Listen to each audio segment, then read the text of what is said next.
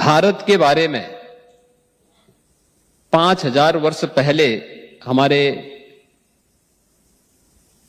एक ऋषि ने कहा था कि दुर्लभम भारते जन्म मानुषम तत्र दुर्लभम,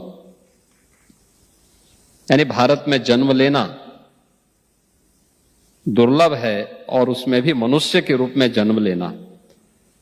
और आप सबको इस बात पर गौरव की अनुभूति होगी कि आपने या आपके किसी पूर्वज ने भारत की धरती पर जन्म लिया है और वही रूट आज सिंगापुर में आपको भारत की धरती के प्रति आकर्षित करती है। सचमुच ये हर भारतीय के लिए गौरव का विषय होना चाहिए। माता और मातृभूमि का कर्ज व्यक्ति के ऊपर हमेशा बना रहता है और ये हम सब भारतीयों का संस्कार भी है। जिस धरती पर रहेंगे उस धरती के प्रति पूरी कृतज्ञ भाव के साथ अपना दायित्व निर्वहन करते हुए अपने कार्यक्रमों को आगे बढ़ाएंगे। आप याद करिए ना कि भारत और भारत की परंपरा से जुड़ा हुआ जो हमारा सनातन धर्म है, यह अकेला दुनिया के अंदर एक उन भावों के साथ जीने वाला धर्म है जिसने आज से हजारों वर्ष पहले इस बात का उद्घोष किया था कि अयम निज परोवेति गणना लघु चेतसाम उदार चरितानाम तो वसुधैव कुटुंबकम। यानी धरती यानी ग्लोबल विलेज की परिकल्पना ये भले ही आज की होगी, लेकिन पूरी दुनिया एक परिवार है और परिवार के रूप में जैसे एक परिवार में अलग अलग उम्र के सदस्य होते हैं, अलग अलग समुदाय से आने वाले सदस्य भी होते हैं, अलग अलग इनकम भी उनकी होती है, लेकिन भेदभाव किसी के साथ नहीं होता। सब मिलकर के उस परिवार का संचालन करते हैं और यह भाव भारतीय का रहा है, हर भारतवासी का रहा है। और भारत उसी दिशा से दुनिया के अंदर आज भी दुनिया के प्रति वही भाव रखता है जिसके बारे में हमारे यशस्वी प्रधानमंत्री जी कहते हैं, सबका साथ सबका विकास। विकास कोई समुदाय तब करता है जब सामूहिकता का भाव होता है, उस धरती के प्रति हमारे मन में एक कृतज्ञता का भाव होता है। हर एक व्यक्ति का कुछ न कुछ योगदान तो होता है और उसी भाव को हम सब मिलकर के कर रहे हैं। आज हम सबको इस बात पर गौरव की अनुभूति होती है कि नया भारत आज दुनिया के अंदर अपनी ताकत दिखा रहा है। नए भारत पर हर भारतवासी को गौरव की अनुभूति होनी चाहिए और वो नया भारत जो बहुत शीघ्र दुनिया की तीसरी बड़ी अर्थव्यवस्था के रूप में अपने आप को स्थापित करेगा। प्रधानमंत्री मोदी जी के विजनरी लीडरशिप में भारत आज दुनिया की तीसरी बड़ी अर्थव्यवस्था के रूप में स्थापित हो रहा है, वर्ल्ड क्लास इंफ्रास्ट्रक्चर के साथ। आज भारत ने प्रत्येक क्षेत्र में एक नई ऊंचाइयां प्राप्त की हैं। कोई सोच सकता है आज से पहले 11 वर्ष पहले कोई भारत के बारे में सोचता था कि क्या भारत डिजिटल इंडिया की बात करेगा? क्या भारत स्टार्टअप इकोसिस्टम के बारे में कोई चर्चा को आगे बढ़ाएगा? क्या भारत स्टैंड अप कल्चर को आगे बढ़ा पाएगा? लेकिन आज ये भारत के अंदर न केवल है बल्कि भारत ने उसको करके दिखाया भी है। अभी आपने भारत की राजधानी दिल्ली में आयोजित ग्लोबल एआई इंपैक्ट समिट के आयोजन को देखा होगा। 20 से अधिक देशों के राष्ट्राध्यक्ष समिट में भागीदार बने थे। 100 से अधिक देशों के प्रतिनिधि इस समिट में भागीदार बने थे और दुनिया के जो विकसित देश हैं उनके राष्ट्राध्यक्षों ने, तमाम उन राष्ट्राध्यक्षों ने प्रधानमंत्री मोदी जी के नेतृत्व में नए भारत के द्वारा न केवल 140 करोड़ के भारत के लिए बल्कि वैश्विक व्यवस्था के हित के लिए जो कदम उठाए जा रहे हैं उन सब की उन्होंने मुक्त कंठ से प्रशंसा की है। सबने भारत के प्रधानमंत्री मोदी जी के डिजिटल इंडिया विजन के प्रति सबने उसकी ताकत को महसूस किया है। कितना बड़ा प्रभाव पड़ता है। भारत की सबसे बड़ी आबादी का राज्य है उत्तर प्रदेश। उत्तर प्रदेश आज से 9 वर्ष पहले क्या था? अव्यवस्था की स्थिति थी। दंगे, असुरक्षा, अव्यवस्था, अराजकता, ये वहां की पहचान बन गई थी। और पिछले 9 वर्ष के अंदर प्रधानमंत्री मोदी जी के विजनरी लीडरशिप में आज आपने देखा होगा उत्तर प्रदेश जो भारत की आत्मा का प्रदेश है, आज वह उत्तर प्रदेश उस विजन को जमीनी धरातल पर उतार रहा है। विरासत और विकास का एक अद्भुत संगम वहां देखने को आपको मिलता होगा। अयोध्या में जब हम श्री राम जन्मभूमि पर भगवान श्री राम के भव्य राम मंदिर के निर्माण की बात करते हैं तो केवल राम मंदिर नहीं, ये भारत की मर्यादा का एहसास भी हर भारतवासी को कराता है।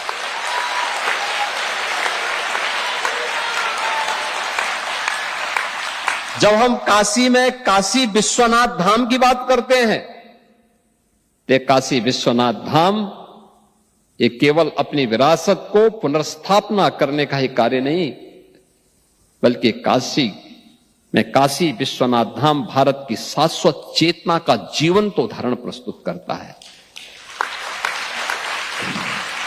जब हम मथुरा वृंदावन की बात करते हैं तो मथुरा वृंदावन कृष्ण की लीला का ही माध्यम नहीं, भारत की भक्ति का प्रतीक भी बनता है। दुनिया के अंदर भक्ति कैसे होती है उसका भाव देखना है तो मथुरा वृंदावन की भूमि उसका प्रतीक बनती हुई दिखाई देती है। और समरसता कैसे होती है, जो लोग भारत पर आरोप लगाते हैं कि भारत में भेदभाव होता है, लोग आपस में बटे हुए हैं, उन्हें भारत में प्रयागराज की धरती में समरसता के दर्शन करने चाहिए। जब महाकुंभ में 66 करोड़ श्रद्धालु एक साथ एक संगम में आस्था की डुबकी लगाते हैं, न कोई छोटा है, न कोई बड़ा, न बुजुर्ग है, न जवान, सभी लोग मिलकर के हर हर गंगे का आह्वान करते हुए सर्दी की प्रवाह के बगैर जब टेम्परेचर माइनस में जाता है तो वह गंगा यमुना के बर्फीले उस गंगा जल में आस्था की डुबकी लगा करके अपनी आस्था के माध्यम से एक भारत श्रेष्ठ भारत की परिकल्पना को साकार करता हुआ दिखाई देता है। और यही तो भारत है। आज हर एक दिशा में भारत आगे बढ़ रहा है और प्रधानमंत्री मोदी जी के उसी विजन को लेकर के हम लोगों ने प्रभावी क्रियान्वयन के लिए जो रणनीति अपनाई, इसका परिणाम है कि हमने पिछले 9 वर्ष के अंदर उत्तर प्रदेश की अर्थव्यवस्था को 3 गुना करने में सफलता प्राप्त कर दी है। यानी कृतज्ञता का भाव अपनी मातृभूमि और अपनी भूमि के प्रति जब होता है तो सफलता प्राप्त करने में देर नहीं लगती। हमने 3 गुना बढ़ाने में सफलता प्राप्त की है। आप देखते होंगे आज के दिन पर हम लोगों ने उत्तर प्रदेश के अंदर जो पर कैपिटा इनकम है इसको लगभग 3 गुना पहुंचाने में सफलता प्राप्त की है। उत्तर प्रदेश के बारे में जो आज से 9 वर्ष पहले लोग बीमारू राज्य के रूप में कहते थे, बिहार, मध्य प्रदेश, राजस्थान और उत्तर प्रदेश को मिलाकर के, उत्तर भारत के इन 4 राज्यों को मिलाकर के, जो वर्तमान में 6 राज्य के रूप में है, जिसमें उत्तराखंड भी और झारखंड भी और छत्तीसगढ़ भी, ये 7 राज्य इसके साथ जुड़े हुए हैं। इनको एक बीमारू राज्य की श्रेणी में ला करके एक बड़ी आबादी को मानसिक रूप से बीमार बनाने की कुत्सित चेष्टा का हिस्सा बना दिया गया था। 80 के दशक में शब्द निकला था, याद करिए 80 के दशक में, और लगातार इस भाव से ग्रसित थे। याद करिए ना, कभी भारत के एक सुप्रसिद्ध वैज्ञानिक जगदीश चंद्र बसु ने इस बात को कहा था। उन्होंने कहा मनुष्य में तो कोई भेद होना ही नहीं चाहिए, और ये भेद अगर हम करते हैं तो ईश्वर के प्रति हम भेदभाव करते हैं। और उस समय उन्होंने कहा था, अरे मनुष्य की बात तो दूर, एक जड़ और चेतन के बीच में भी अगर भेदभाव होता है तो उसका प्रभाव क्या होता है। उन्होंने कहा, मैं इसका उदाहरण देता हूं। उन्होंने 2 पेड़ लगाए थे, 2 पौधे एक साथ लगाए। कहते हैं जगदीश चंद्र बसु ने 2 पौधे लगाए थे एक समान परिस्थिति में। एक को वे रोज जाते थे, पानी देते थे, समय पे खाद देते थे, सभी प्रकार की परिस्थितियां उसके सामने प्रस्तुत करते थे। उन्हें पुचकारते थे कि तू बड़ा होगा, फलेगा, फूलेगा, खूब आगे बढ़ेगा, तेरे आगे की पीढ़ियां बढ़ेंगी। और दूसरे पेड़ को भी परिस्थिति तो वही देते थे, उसको पानी देते थे, खाद देते थे, सभी वही परिस्थिति जो पहले वाले पेड़ को दे रहे हैं, लेकिन उसको कोसते थे तो बड़ा नहीं हो पाएगा, तो मर जाएगा, तो बीमार है, तो निकम्मा है, तो कुछ नहीं कर पाएगा। उसने देखा एक समय तक दोनों पेड़ समान रूप से आगे बढ़े, लेकिन एक समय के बाद जिसको पुचकारते थे वो बढ़ता गया, फलने लग गया, लेकिन जिसको कोसते थे वो एक समय के बाद बड़ा तो हुआ, कुछ देर तक बड़ा होता गया, लेकिन फिर सोखते सोखते ठूंठ बन गया, अंत में उसकी लीला समाप्त हो गई। और यही अगर एक पेड़ के साथ हो सकता है तो जीव और उसमें भी मनुष्य के साथ जब भेदभाव होगा तो उसकी स्थिति भी यही होती है। हम सबको इस बारे में ध्यान रखना होगा कि भारत कभी भी इन बातों को प्रोत्साहित नहीं करता है, कभी नहीं करता है। और अगर आपको देखना हो, हमारे पर्व और त्योहार उस बात के उदाहरण हैं जहां पे एक समरसता हम सब के बीच में दिखती है। और पर्व त्योहार के पीछे की मान्यता भी यही है, सब एक साथ मिलकर के, एक छत के नीचे मिलकर के उस आयोजन में सहभागी बने। उसके पीछे का उद्देश्य भी यही होता है। आज भारत गर्व के साथ कहता है कि भारत अब एक भारत भी है और श्रेष्ठ भारत की भी अपनी यात्रा को लेकर के आगे बढ़ रहा है। और एक भारत श्रेष्ठ भारत की इस नई यात्रा के साथ हर एक भारतीय को जुड़ना चाहिए, हर प्रवासी भारतीय को जुड़ना चाहिए। हमारा दायित्व है, जिस धरती पर रहते हैं उस धरती के प्रति अपने कर्तव्यों का निर्वहन भी ईमानदारी पूर्वक करें। कोई हम पर उंगली न उठाए, हमें शक की निगाहों से न देखे, लेकिन साथ ही साथ जिस मातृभूमि के साथ हमारी पूर्वजों का संबंध है उसके प्रति भी अपने कर्तव्यों का निर्वहन करने के लिए सदैव डट करके हम कार्य करेंगे तो सचमुच एक नई प्रेरणा प्राप्त होगी। अभी मैं यहां पे इंडिया ग्लोबल स्कूल के इस कैंपस में जब आया, और मैं सचमुच अतुल जी आपको और अपने हाई कमिश्नर महोदय को इस बात के लिए धन्यवाद दूंगा। भारत की शास्त्रीय विधा को यहां पर इन बच्चों ने कितने सुंदर ढंग से कितना सुंदर प्रस्तुति गणपति वंदना के माध्यम से यहां पे प्रस्तुत की। आज जब ये घोड़ लग रही है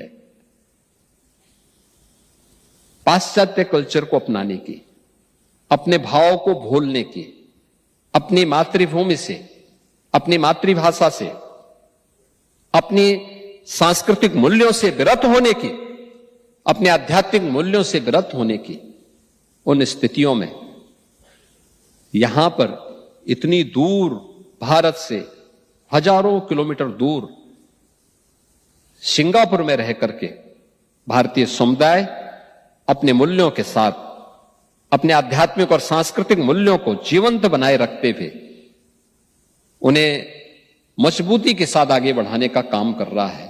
और इंडिया ग्लोबल स्कूल की जो चेन है मजबूती के साथ आगे बढ़ रही है। अब अतुल जी लखनऊ में भी अपना इन्वेस्टमेंट करना चाह रहे हैं।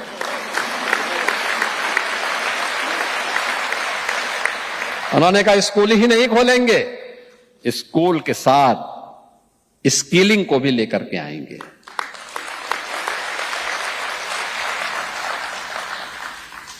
और उस स्किलिंग का एक नया सेंटर, नई सोच के अनुरूप।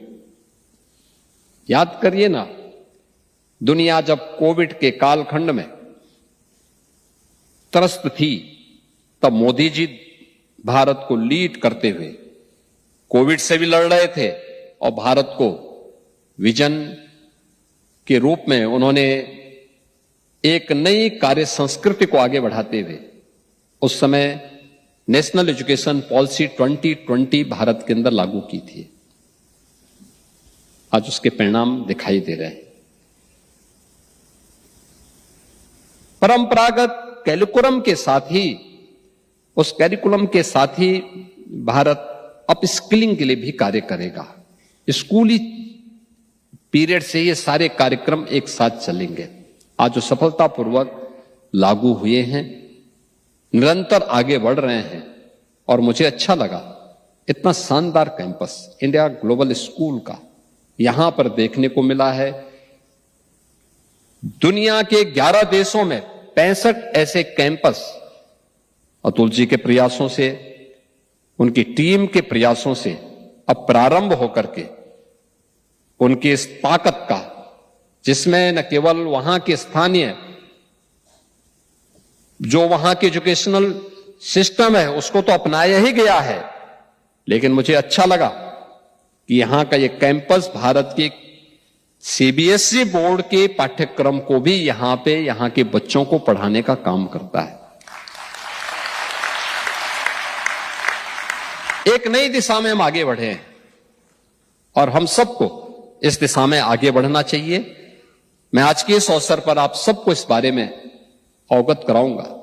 उत्तर प्रदेश ने अब आधुनिक इंफ्रास्ट्रक्चर के साथ ही आज की जो आधुनिक टेक्नोलॉजी है उसके एक नए हब के रूप में अपने आप को स्थापित करने में सफलता प्राप्त की है। आज भारत के अंदर एक्सप्रेस वे का 55% एक्सप्रेस वे उत्तर प्रदेश के पास है। भारत का रेल का सबसे बड़ा नेटवर्क उत्तर प्रदेश के पास है। भारत के अंदर सबसे ज्यादा सिटी में मेट्रो पब्लिक ट्रांसपोर्ट की सेवा उत्तर प्रदेश के पास है। और भारत के अंदर सबसे ज्यादा एयरपोर्ट भी आज उत्तर प्रदेश के पास है। और अभी अगले ही महीने प्रधानमंत्री मोदी जी के कर कमलों से उत्तर प्रदेश का नोएडा इंटरनेशनल एयरपोर्ट जेवर, ये जो भारत का सबसे बड़ा एयरपोर्ट बनने जा रहा है, उसका उद्घाटन भी प्रधानमंत्री मोदी जी के कर कमलों से होने जा रहा है। यह न केवल पैसेंजर के लिए बल्कि कार्गो के भी सबसे बड़े केंद्र के रूप में उभरेगा। बहुत बड़ा सेंटर बन रहा है, उसको हम आगे बढ़ा रहे हैं। भारत के मोबाइल फोन के 55% मैन्युफैक्चरिंग उत्तर प्रदेश के अंदर हो रही है आज के दिन पे। और इलेक्ट्रॉनिक कंपोनेंट का 60% मैन्युफैक्चरिंग यूपी के अंदर हो रहा है।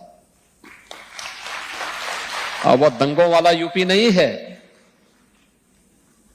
अब उत्तर प्रदेश के अंदर न कर्फ्यू है न दंगा है, अब यूपी में सब चंगा है।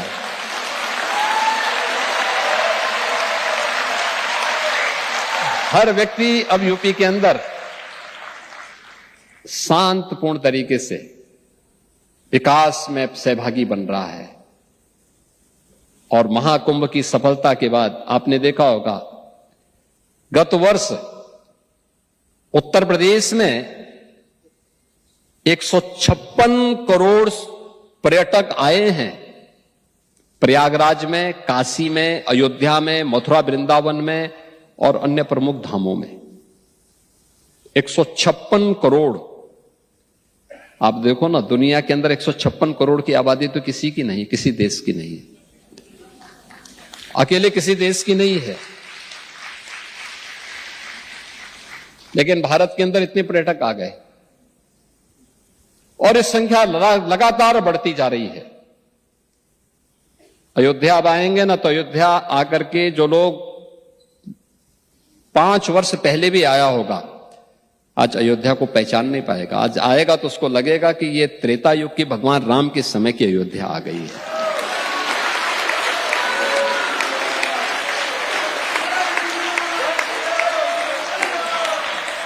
आप काशी में अब आएंगे तो काशी फिर से आपको देवादिदेव महादेव किस अनुभूति का एहसास करा देगा। हर हर महादेव की गूंज वहां दिखाई देती है। ये काशी उस रूप में आपको देखने को मिलेगी। मथुरा वृंदावन हो, प्रयागराज हो, बौद्ध परिपथ हो, या फिर जैन सर्किट, बौद्ध तीर्थ स्थल, सूफी परंपरा से जुड़े हुए स्थल, ये सभी मजबूती के साथ यूपी की एक नई पहचान को आगे बढ़ा रहे हैं। या फिर देश के स्वतंत्रता आंदोलन के दौरान वे ऐतिहासिक कार्यक्रम, उन सबको भी हम आगे बढ़ा रहे हैं। इतना इन्वेस्टमेंट यूपी के अंदर वर्तमान में, हम फिल्म सिटी भी बना रहे हैं, मेडिकल डिवाइस पार्क बना रहे हैं, फार्मा पार्क बना रहे हैं, अपैरल पार्क बना रहे हैं। अभी 3 दिन पहले आपने देखा होगा, सेमीकंडक्टर की यूनिट ये यूपी के अंदर स्थापित हो रही है। और यही नहीं, कल आपने देखा होगा भारत की पहली रैपिड रेल और मेट्रो मेरठ के अंदर 7वीं सिटी के अंदर कल हम लोगों ने प्रधानमंत्री जी के करकमलों से मेट्रो का संचालन भी करवाया है।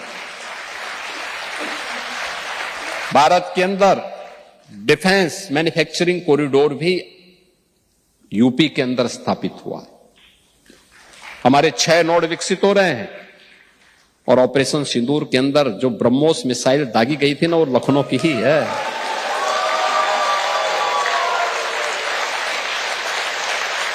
कैसे सटीक निशाना था उसका,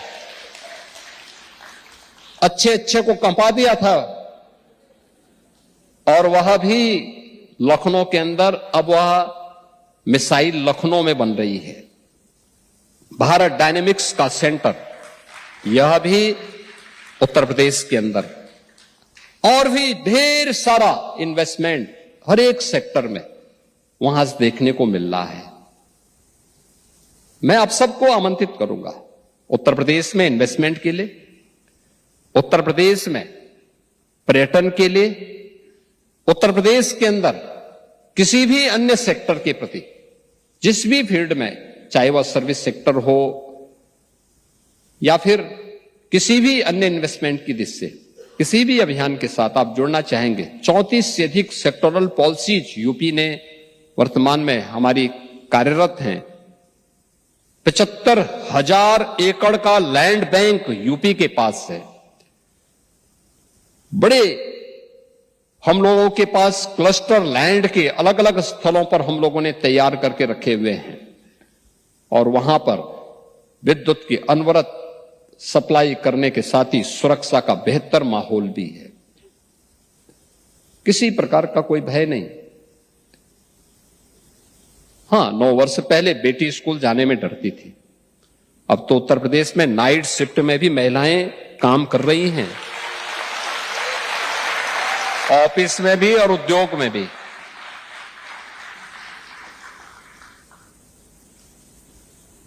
ये सभी कार्य लगातार प्रधानमंत्री मोदी जी के विजनरी लीडरशिप में यूपी ने अचीव किए हैं। और इसीलिए मुझे अवसर मिला तो यद्यपि आज सुबह ही हम 6 बजे पहुंचे और 6 बजे पहुंचने के साथ ही 8:30 बजे से हमारे हाई कमिश्नर महोदय ने हमारी मीटिंग्स लगवा दी। यानी अभी हमारे साथ के लोगों की आंखें खुली ही नहीं थी, तब तक मीटिंग शुरू हो गई और सुबह से लगातार दौड़ाए जा रहे हैं। इस सेंटर को देखना है, फलानी जगह मीटिंग करना है, फलानी जगह इस मीटिंग को कर दीजिए, फलानी जगह इस कार्य के लिए इस कार्य को करना है। लेकिन उसी में से एक समय उन्होंने आपके लिए भी निकाला है।